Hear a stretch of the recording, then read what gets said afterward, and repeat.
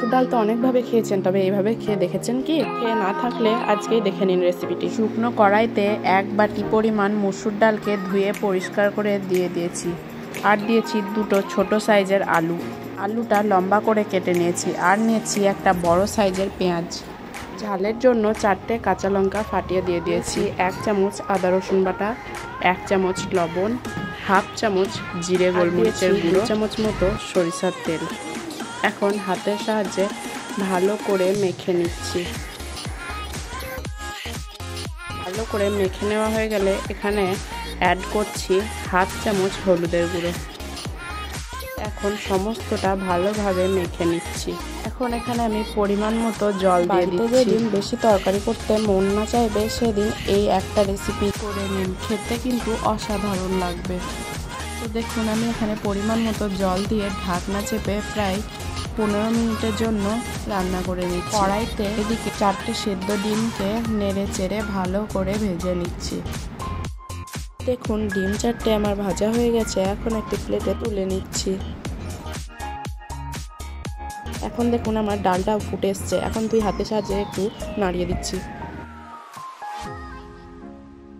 কিছুক্ষণ পর ঢাকনা খুলে একটু নাড়িয়ে দিব। এখন আবারও কিছুক্ষণ ঢাকনা চেপে ডালটা ভালোভাবে সিদ্ধ হয়ে যেতে দেব। ডালটা আমার ভালোভাবে সিদ্ধ হয়ে গেছে। এখন একটু ঘেঁটে দিচ্ছি।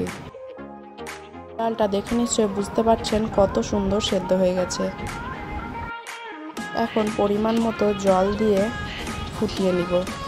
আপনারা গাঢ় ডাল খেতে পছন্দ করলে জলটা একটু কম দেবেন। ডালটা যতক্ষণে ফুটে আসছে ততক্ষণে আমি একটা কড়াইয়ে 1 চামচ পরিমাণ রসুন কুচি করে দিয়ে দিয়েছি। গোটা শুকনো লঙ্কাকে অর্ধেক করে কেটে দিয়ে দিয়েছি। আর দিয়েছি একটা পেঁয়াজ কুচি। এখন লাল করে ভেজে নিচ্ছি।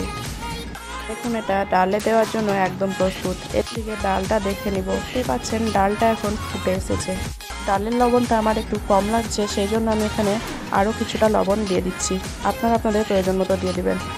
এখন একে একে ডিমগুলো সব দিয়ে দিচ্ছি ডালের মধ্যে। ডালটা আরও কিছুক্ষণ ধরে ফুটিয়ে নিব। এখন এর মধ্যে আগে থেকে তৈরি করে নেওয়া বেরেস্তাটা দিয়ে দিচ্ছি। এখন দেখে নিশ্চয়ই বুঝতে পারছেন ডালটা কতটা সুন্দর তৈরি হয়েছে। আজকের আমার এই রেসিপিটি আপনাদের কেমন লেগেছে অবশ্যই কমেন্ট বক্সে জানাবেন। আর ভিডিওটি ভালো লাগলে একটি লাইক অবশ্যই দিয়ে দিবেন। চ্যানেলে নতুন হয়ে থাকলে চ্যানেলটিকে সাবস্ক্রাইব করে দিবেন। সুস্থ থাকবেন। ধন্যবাদ।